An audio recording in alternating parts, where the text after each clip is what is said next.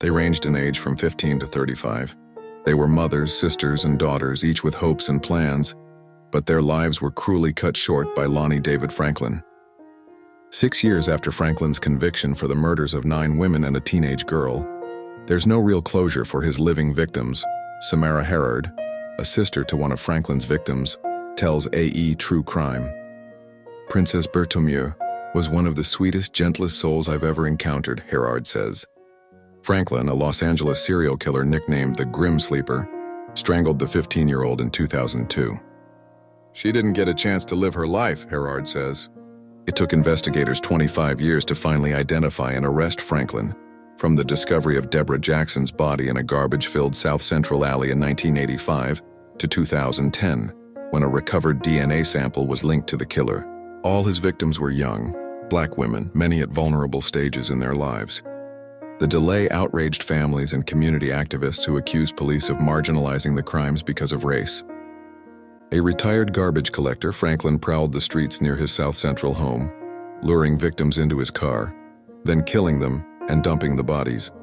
Franklin was dubbed the Grim Sleeper for an apparent gap in his terror spree between 1988 and 2002.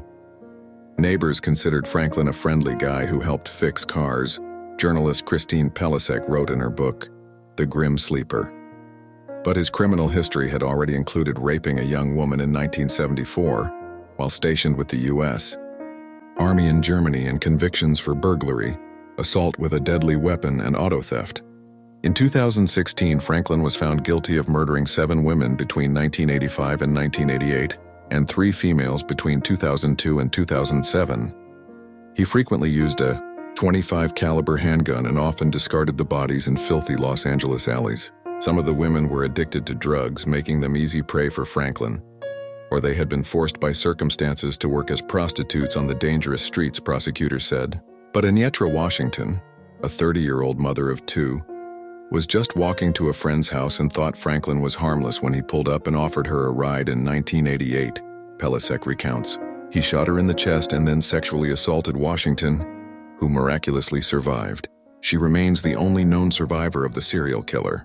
Despite Washington's eyewitness descriptions and the efforts of a police task force, the trail of the killer went cold. A turning point came in 2007, when the body of Janisha Peters, 25, was discovered in a garbage bag inside a dumpster. Saliva on the garbage bag provided DNA evidence that matched samples from some of the 1980s cold cases. It also linked to samples recovered from the murders of Princess Berthomeu and Valerie McCorvey, 25, who was strangled in 2003. Authorities traced the